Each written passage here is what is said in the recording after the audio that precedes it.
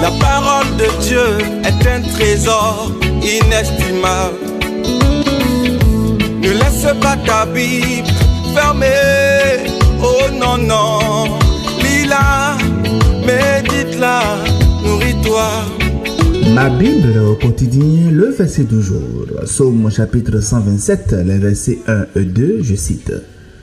Si l'Éternel ne bâtit la maison, ceux qui la bâtissent travaillent en vain. Si l'Éternel ne garde la ville, celui qui la garde veille en vain. En vain vous levez-vous matin, vous couchez-vous tard et mangez-vous le pain de douleur. Il en donne autant à ses bien-aimés pendant leur sommeil. Fin de citation, glorifions le Seigneur. Alléluia, bien-aimés, auditeurs et auditrices de notre Seigneur Jésus-Christ. Notre verset du jour est tout particulièrement important et nous enseigne que si Dieu n'est pas dans notre bac, ça chavire. Mais avant, c'est dans quel contexte ce verset est vraiment dit dans la Bible? Bien-aimés, ce psaume est attribué à Salomon. Et attention, ce détail n'est pas anodin. Salomon, nous le savons, est précisément celui-là qui a bâti le temple de Jérusalem, la plus grande maison jamais consacrée à l'Éternel. Salomon est aussi celui-là qui a gouverné une ville prospère et puissante. Et pourtant, c'est aujourd'hui lui qui nous écrit « Si l'Éternel ne bâtit la maison, tout ce que nous faisons c'est en vain ».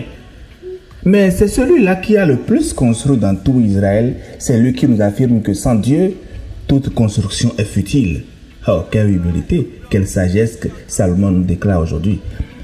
Bien-aimés, le verset dit « Si l'Éternel ne bâtit la maison ». Le mot « bâtir » ici ne désigne pas seulement la construction d'un édifice physique. C'est le même mot qui est à l'origine du terme « ben » qui signifie en fait « fils » et « bailli » qui signifie la maison au sens de la lignée familiale.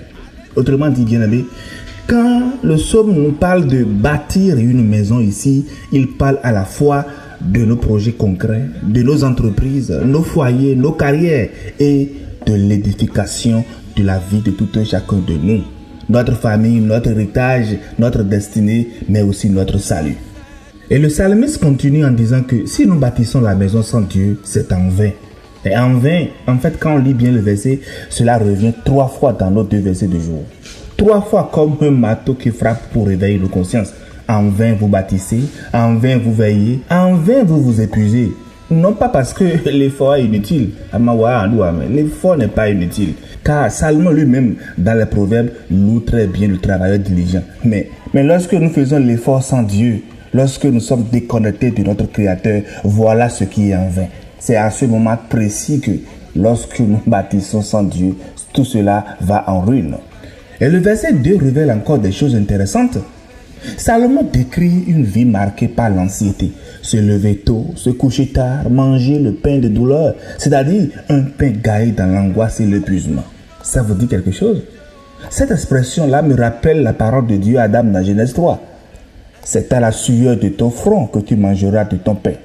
Salomon dit ici que celui qui vit uniquement par ses propres forces retombe toujours dans cette malédiction-là. Ah, où en sommes-nous aujourd'hui? Mais il y a une grâce qui est venue au niveau du verset 2. Il en donne autant à ses bien-aimés pendant leur sommeil. Le mot hébreu ici pour ses bien-aimés est bien Yedidav, qui rappelle d'ailleurs le nom qu'on a donné à Salomon à sa naissance, Yedidia. Bien-aimé de l'Éternel. 2 Samuel 12, le verset 25 nous le confirme. Ce que Dieu dit ici au travers du verset est très important pour nous. Ce que l'anxieux n'obtient pas en se tuant au travail, le bien-aimé de Dieu le reçoit dans le repos. Non pas dans la paresse, non pas dans la paresse, mais dans la confiance. Lorsque nous nous abandonnons à notre Dieu et nous le mettons dans notre navire, tout fonctionne bien. Bien-aimé, le texte, je vous dis encore, ne nous exhorte pas à l'inaction. Il nous invite à un changement de fondement. Oui, nous allons travailler, mais avec Dieu comme architecte de nos projets. Nous devons veiller, oui, mais en sachant que c'est l'Éternel qui garde véritablement notre vie. Notre effort, l'effort de tout un chacun de nous dans nos entreprises, dans nos projets, dans notre salut est important, mais il ne doit jamais prendre la place de Dieu. Parce que Jésus nous le dit, cherchons d'abord le royaume de Dieu et nous aurons tout ce qu'il faut par-dessus. En cette nouvelle semaine qui commence, je voudrais exhorter tout un chacun de nous à mettre Dieu dans nos entreprises, à ne pas bâtir sans Dieu. Parce que la vraie réussite ne vient pas de la quantité d'heures que nous investissons, mais de la présence de Dieu dans ce que nous faisons. Baptisons avec l'Éternel, veillons avec lui et reposons-nous en lui, car c'est bien-aimé, il a dit dans le verset, ne manque de rien. Bonne méditation et excellente semaine à toutes et à tous dans la paix souveraine de notre Seigneur Jésus-Christ. Alléluia chez vous. Nourris-toi, lis-la, médite-la, nourris-toi. Lis-la, médite-la, nourris-toi. Un jour tu regarderas en arrière et tu réaliseras que tu t'es trop inquiété pour des choses